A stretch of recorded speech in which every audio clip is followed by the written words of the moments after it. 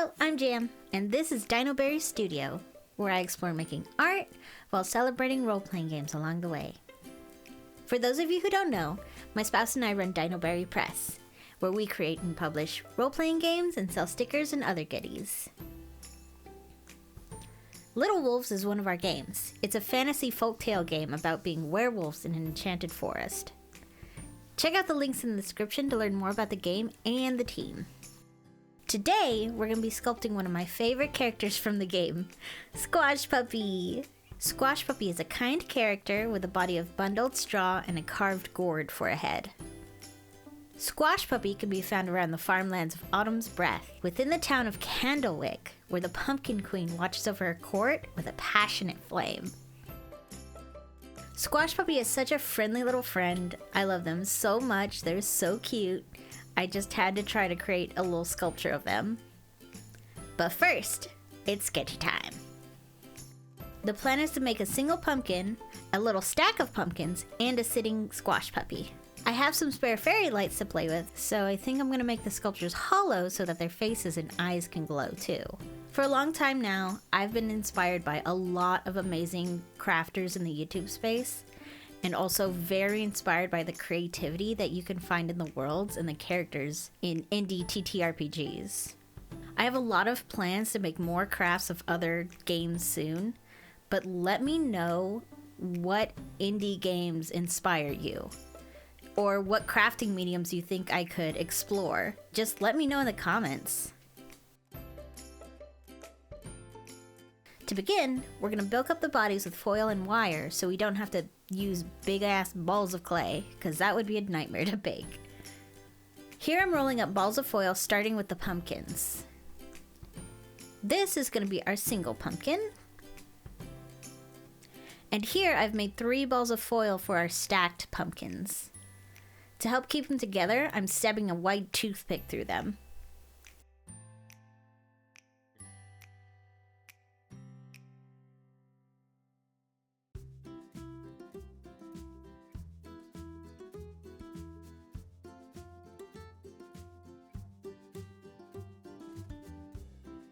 The little head was so dense, I had to use a tool to make space for the stick.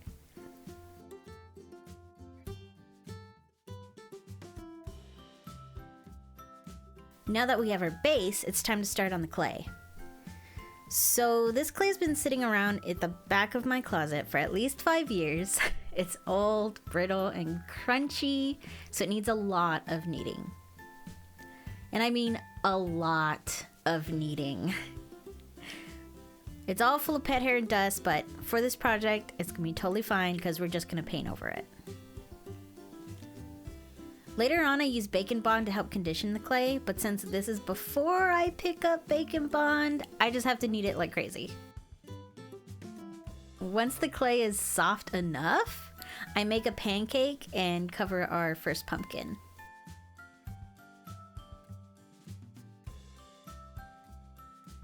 Now that the pumpkin is covered and all smoothed out, I took my tools and started carving out the pumpkin butts. Butts? Pumpkin butts?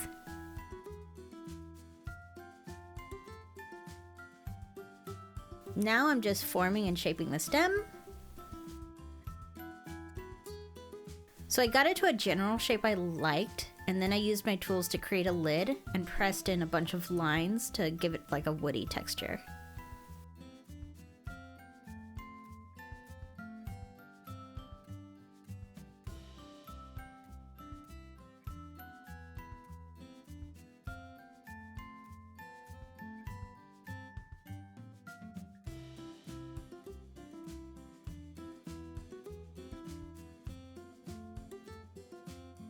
It's time to give this little guy a happy face. I like to start by very gently sketching in the marks I want to make, and then when I feel good about it, I'll go in deeper and carve.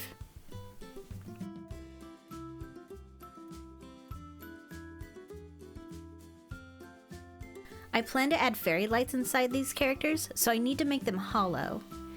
And for the light to shine through the face, I'm making sure I go deep enough to hit the foil on the inside. I'll show y'all what I mean later on.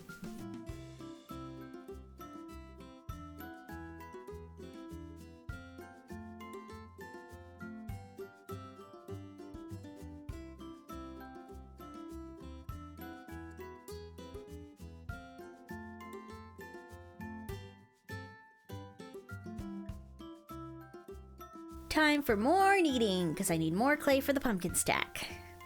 Because the clay is so brittle, I have to slowly crumble it up and knead it back into what I was working with earlier to condition it quicker and make it usable.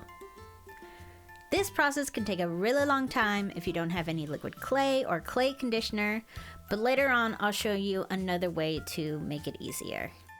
Once I feel the clay is smooth enough, I get to working on making more pancakes and blankets for the stack of pumpkins. A lot of people use pasta rolling machines or acrylic rolling pins to make this step easier. I don't have either of them, so I just did my best to shape them by hand. I wrap up each layer all snug and tight before I start carving away and giving them their pumpkin bumpies.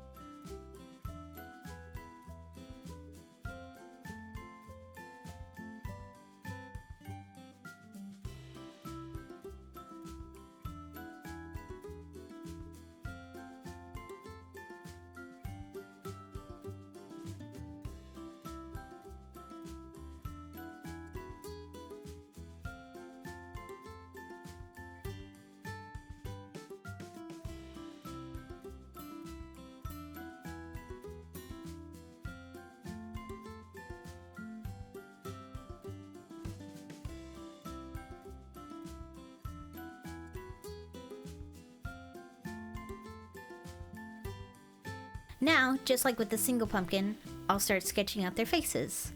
Once that's done, I use my tools to carve and shape the clay.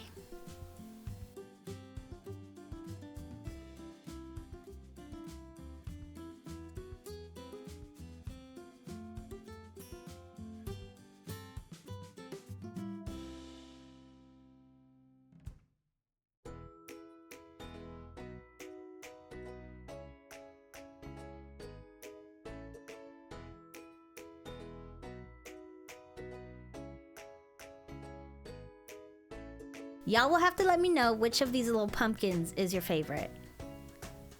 I think my favorite is the little guy on the tippy top. Also, should I name them? Do they need names? If you've got any name suggestions, let me know. Squash Puppy needs more friends.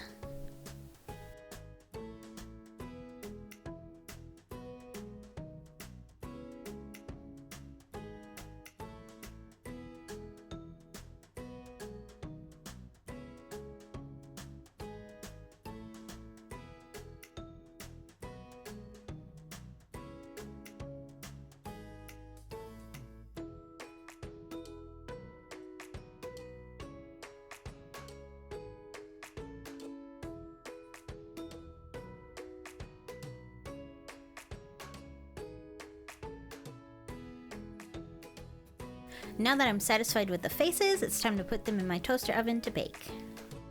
It's like 30 minutes later and the pumpkins are all baked and the clay is hardened. Since they're hardened, we don't need the foil anymore. It's time to choose violence and carefully gut the pumpkins. This is how I'm gonna make them hollow. This was a last minute plan, by the way. If there's a simpler way to end up with a hollow figure, let me know your tips in the comments. Surely there's a better way. Once I got most of the foil out, I was able to take my carving tools and clean up all the little rough edges and the eyeballs and the mouths, just to make sure the light can pass through nicely. Look at that smile. Does a backflip. I'm sorry, did you think we were done choosing violence? I'm gonna hollow out the stack of pumpkins just like I did with the first little guy. And y'all, I made a mess.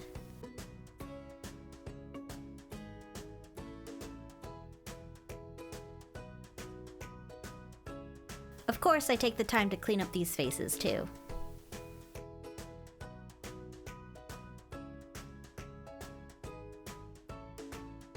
So for the pumpkin stack, I decided to try making the stem separately for science, because now I have Sculpey's bacon bond. So I took a ball of clay and started off by shaping it into like a chunky cone. Then I used my tools and my hands to make it more stumpy and stem-like.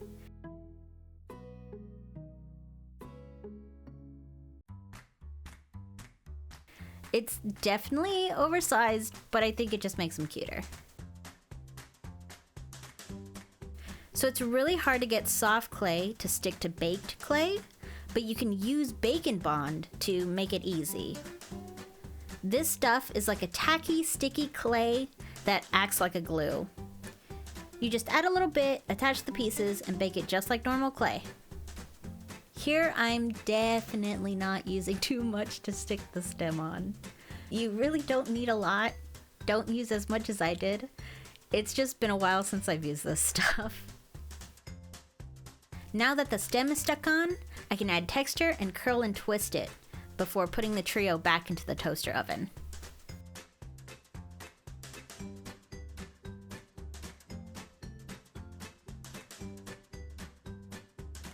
Here's a little tip. You can use isopropyl alcohol over like any rough texture and smooth it out. The alcohol basically melts the clay into a smoother shape. I probably should have made the pumpkin stack as separate pumpkins and then glued them together at the end, but I kind of like the challenge. I purposefully wanted to try slightly different techniques for each of these characters. This isn't really meant to be a tutorial, but more like an exploration of my process. So I'm getting familiar with clay again, and trying different things kinda helps me figure out the flow. I'm happy to be using up these old materials too, because now I'll have room for new materials. Remember why I made these hollow? Let's do a quick lighting test. Here are the cheap battery-powered fairy lights I'll be using. They give a soft, warm glow, and they have this built-in timer that can automatically switch on and off every 12 hours, so I don't even have to worry about it. I just set it up, and it looks cute, and it turns on at night by itself. So there's too much light bleeding through some of these cracks, but it's an easy fix. I'm gonna block out the light by using some air dried clay inside of the pumpkins. I can just take care of this off camera. Finally, it's time for Squash Puppy. How is this weird lumpy thing going to become Squash Puppy? Gotta trust the process. Here I'm wrapping wire to create armature for the front legs. If I didn't need to rip out the foil, I would have given them a wired spine and neck, but it would just get in the way. Giving them a spine and neck and wire would have made building their body a lot easier though. I put in a lot of trust in the foil for this project.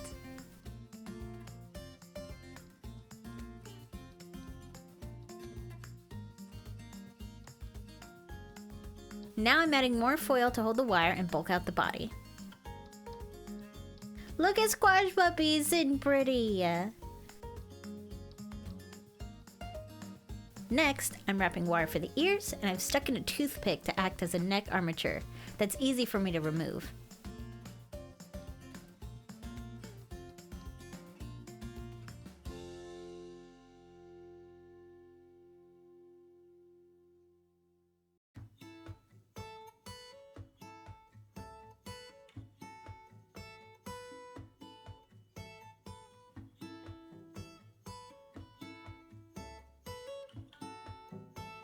We're getting closer and closer to Squash Puppy's final form. I did a lot of holding up these pieces in different angles and trying to visualize the final pose in my head. And at this point, I thought the neck was too long. So, snip, snip. Much better.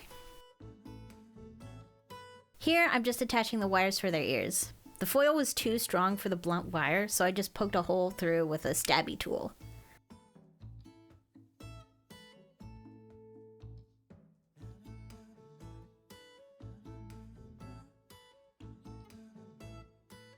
Lastly, I just used another toothpick to attach all the pieces together. Now that looks a lot more like Squash Puppy.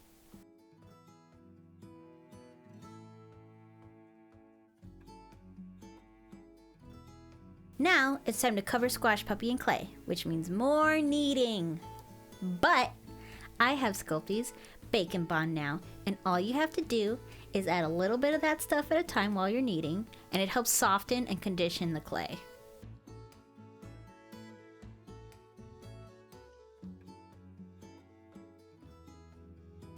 This stuff is magical. There are other products you can use to refresh, like old Sculpey clay. There's liquid clay and there's clay softener, but they're much thinner and wetter in texture. I just like to use Bacon Bond because it covers multiple bases. I can use the tacky texture to bond raw clay to baked clay, but it's also wet enough that I can still use it to condition clay. Kneading was so much easier than before, I wish I had some at the very start. Oh, also, I have pink gloves that aren't too big for my hands now. Shout out to Wifey for coming in clutch. Now it's time to disassemble Squash Puppy and make pancakes to cover the body.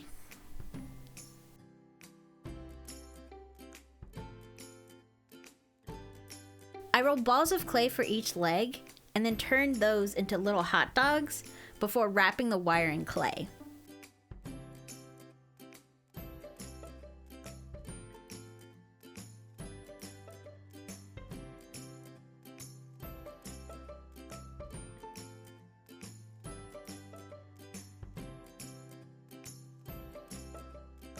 At this point, I was uncertain about how I was gonna make Squash Puppy's toes, but I decided to just make the shape simple and figure it out later.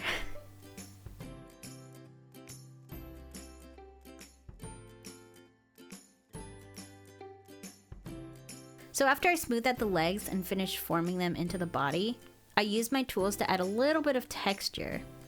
I knew this was gonna need more depth though, so I try out another idea to emphasize the texture later on. You'll see. I wasn't too sure about how I was gonna make the appearance of bundled stems, but I'm really happy with how it turned out in the end. So I forgot to hit record, but off camera, I covered the head in a thin layer of clay, and I used my ball tools to create craters for the eyes and nose. For the nose, I made a mini clay hot dog and pressed it into the crater I made. Then I used my little tools to add detail and texture and turn it into a stem. And we're not going to talk about what else it looks like. Y'all behave down there. Y'all behave in those comments.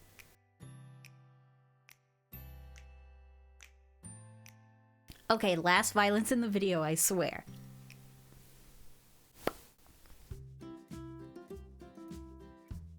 I saved Yellow Nightmare, and I gutted Squash Puppy's head off camera. With all the foil out of the way, I also went and cleaned up the rough edges in Squash Puppy's eyes.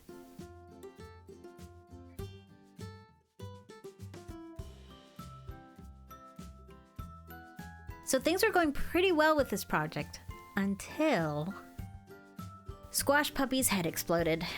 Y'all, even the camera wouldn't focus on the carnage. So what I think happened, after I added the neck, I think the clay heated and cooled too quickly and it ended up cracking. No worries though, with a little more clay and magical Bacon Bond, I can patch them right up. I also sculpted on the ears as little strands of wheat before it goes back into the oven to heal. So I use a spare toaster oven that's only for my craft projects, but it's an old hand-me-down and it's really inconsistent with temperature. I'll just have to be more careful in the future. We make mistakes, we learn from them, we move on from them. With the cracks repaired, I make long noodles and press them into the neck to give the appearance of bundled strands and stalks. Brushing on a little bit of Bacon Bond over the hardened surface makes this really easy to do. I add the same texture to Squash Puppy's legs and body.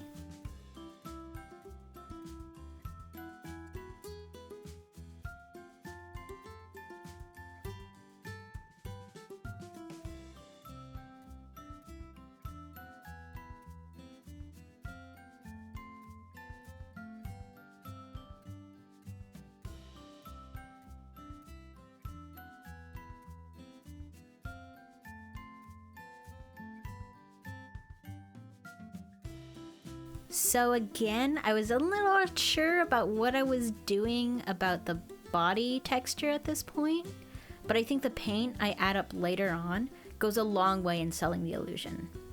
To be honest, I love how organic it looks here. The winding strands of stalks was exactly what I was going for. It's time for Tootsies. So my drawing of Squash Puppy has these vague, fluffy and brushy shapes at the end of their paws and at their tail.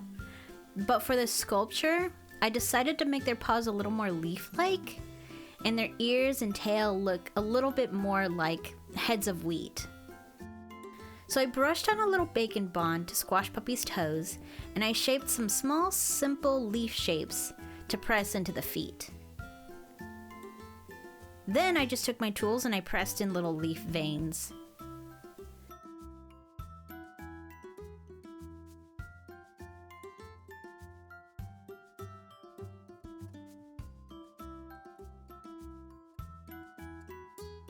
Once I was happy with all the little paw shapes, it was time for one last bake. I had so much fun puppeting the head with the body. Here I just use hot glue to attach the shoulders to the neck. I'll be using a ribbon to hide this seam later. Usually when I use hot glue, I also like to use a silicone tool to help shape the glue as it cools. I also like to use it to break off those spider webs.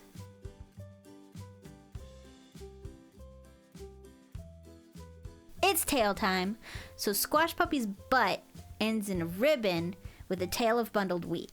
Here I'm wrapping wires for the wheat stalks and grains. I honestly saved this for last because it was the most difficult part of this sculpture for me to figure out how to make. So I created the heads of wheat by braiding noodles of clay, adding texture, and pinching the ends together. I'm sorry there's no footage of that. It was a struggle. I'm happy with how they turned out though. They look vaguely enough like grains to me. Difficult part 2. How am I going to put all these strands together? When in doubt, use hot glue. Making the strands of wheat was kinda just as tricky as putting them all together. I carefully added a little more hot glue and weaved in the strands until I was pretty happy with the shape.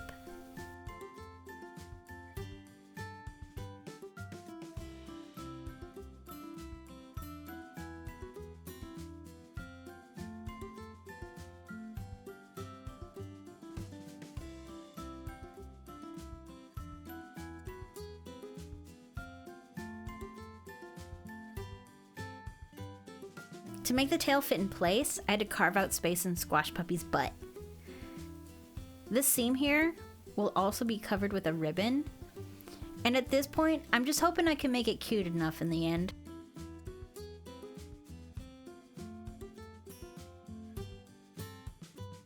It's time to work on the base. Here I'm just test fitting the dudes on the platform. The base is just a rough circle cut from a slab of pink EVA foam. I'll do my best to list all the materials and tools I use in the description. In the meanwhile, here's a little colored sketch I made between the nights I was working on this project.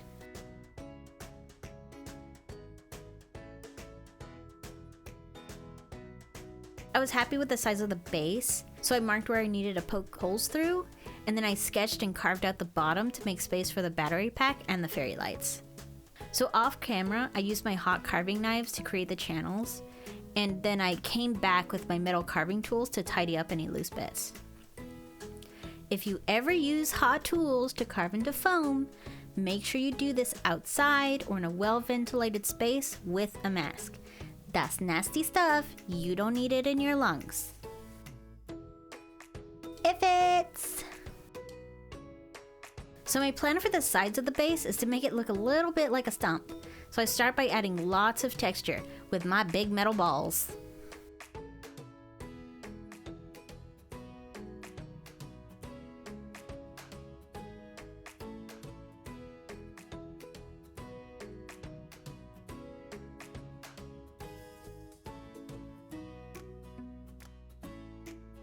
Once that's done, I give the top and sides of the base a good layer of black paint.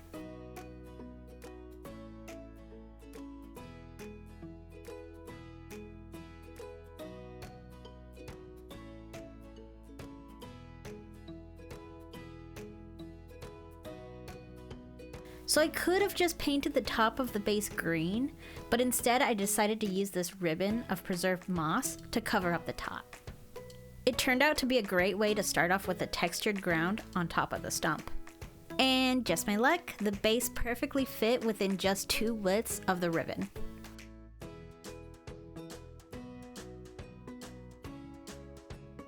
So I just glued it on and trimmed off the corners.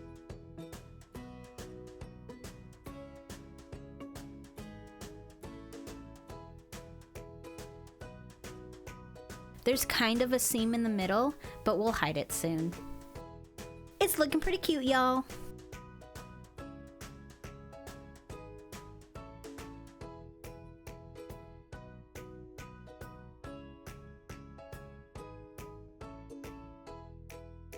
It's time for more painting. Because I want to end up with a rustic look, everyone gets a brown base coat of paint. I paint the sides of the base brown too.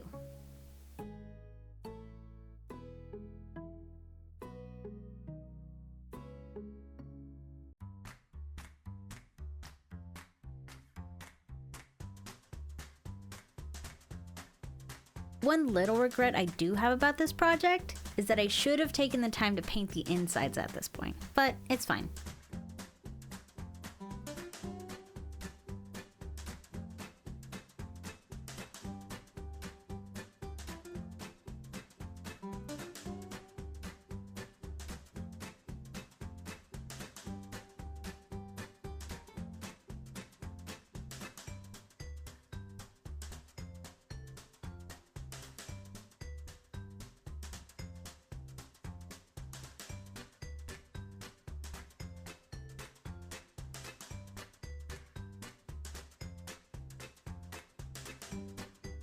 While I let the base coats dry, I mixed up some paint colors that I knew I'd need a lot of.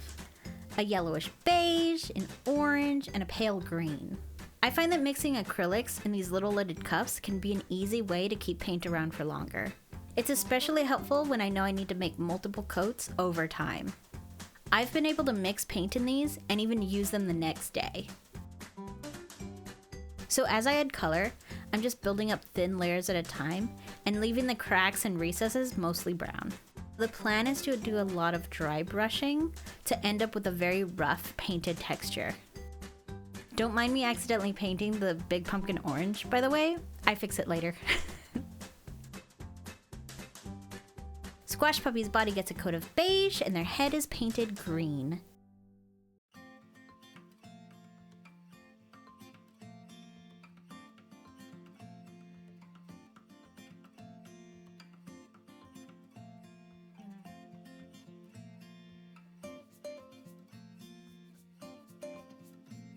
Their legs also get a little green dry brushed around the leafy paws.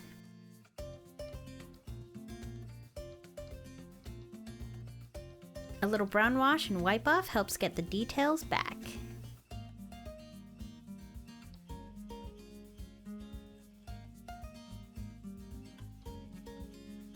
I also dry brushed a little bit of orange and green all over Squash Puppy's body.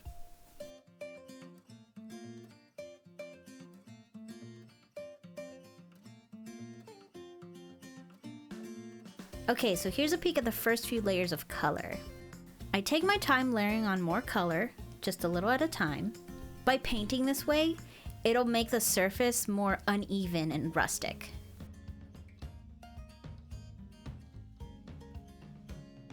I also added stripes of darker green to Squash Puppy's gourd.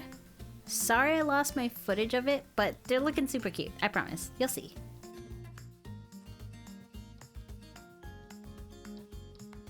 I just kept layering on colors until I was happy.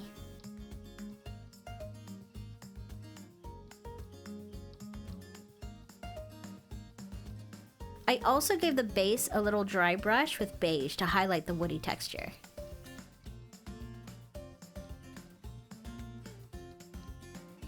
To add more details, I just painted on some of the leftover pale green for an underlayer of moss that's growing on the stump. So the next step is to surround the sculptures with a little bit of foliage and fluff, so it looks like they're sitting in a wild field. To do that, I'm using some preserved moss from Super Moss. So here's this mixed bag of preserved and dyed moss, and it's really great for little crafts that need a bit of foliage texture. As a reminder, this stuff is not for aquariums, it's not for pets. So I really love the dyed burgundy and deep purple reindeer moss in this mix. It'll definitely add to the fantasy and help break up the greens and browns. It also has this branching lichen that'll make a nice filler for Squash Puppy's tail. I didn't really use the Spanish moss here. If anyone has any ideas for how I could use this in another project, please let me know. I love the color variation from green to a toasty brown in this sheet moss. So I started on adding moss to the base by tearing apart some of the neon green reindeer moss. I realized the pale green paint on the stump wasn't quite bright enough to match the reindeer moss, so I just added some yellow to my little cup and I dabbed it over the spots of moss I painted earlier.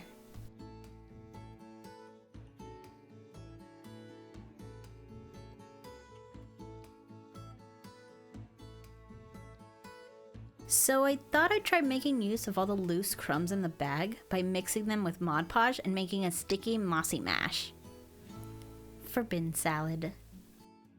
So I go all the way around with a little bit of Mod Podge, and I stick on little clumps of the moss in the mixed mush.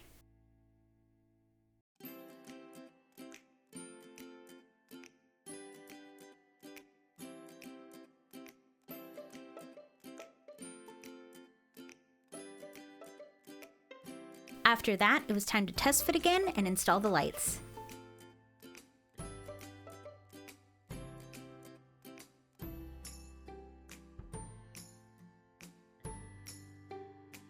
I hot glued Squash Puppy's tail down first to make sure it doesn't block the hole for the fairy lights. To make the wires easier to handle, I just wrapped all the little branches around the main vine.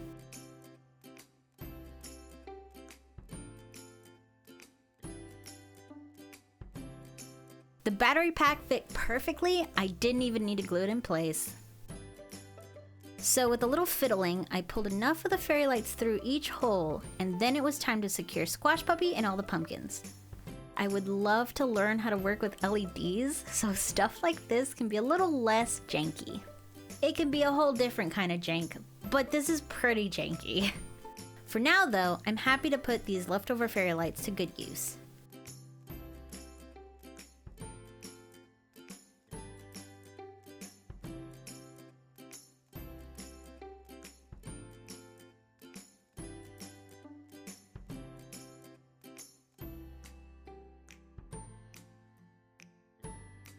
When I felt happy with everyone's place, it was time to glue everyone down. While I hot glued Squash Puppy and the pumpkins to the base, I was carefully layering and stuffing in some bits of moss while the glue was still hot. Friendly reminder to not burn yourselves when you're using hot glue. I like to use little tools like pop sticks and stuff to press down really hard, and if I must use my fingers, I'm very gentle, I'm very careful. Craft with care, y'all.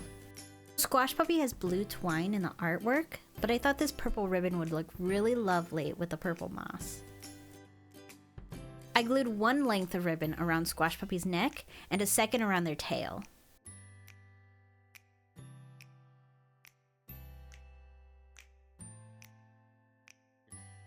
Two little bows later, and Squash Puppy's looking real cute. Next, I used some lichen to fill out any big gaps in the tail. I just took a little bit of hot glue and pressed in the ends with toothpicks. I love the texture this added. Now that everyone's secure, it's time to fill in the rest of the base with this fluffy moss.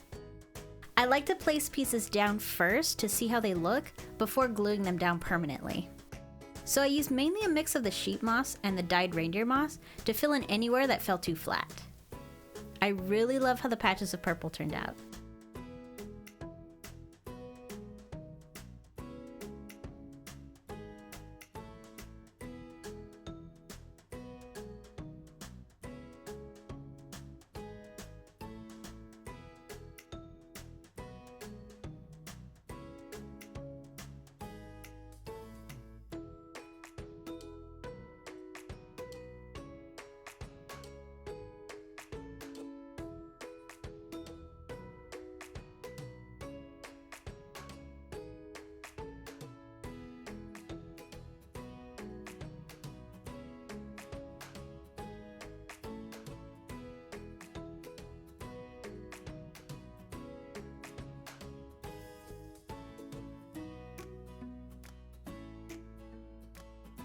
For the final touches, I just covered up any exposed corners on the top edge of the base. I just used a little Mod Podge and more moss.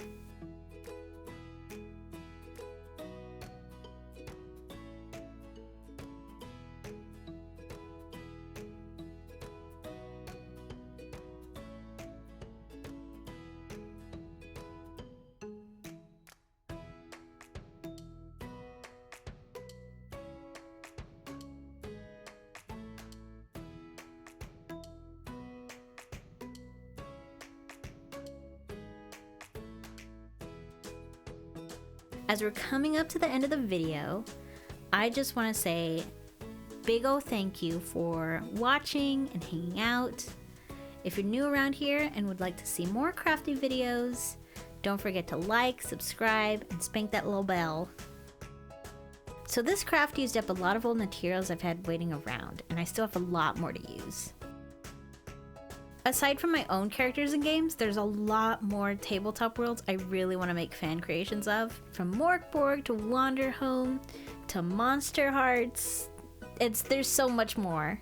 If there's any indie tabletop games that you'd like me and everyone else here to check out, please drop them in the comments and let me know what you like about them. I'm also happy to hear ideas on what I could try next. You know, I want to learn new techniques, I want to try more mixed media stuff, I want to try kit bashing.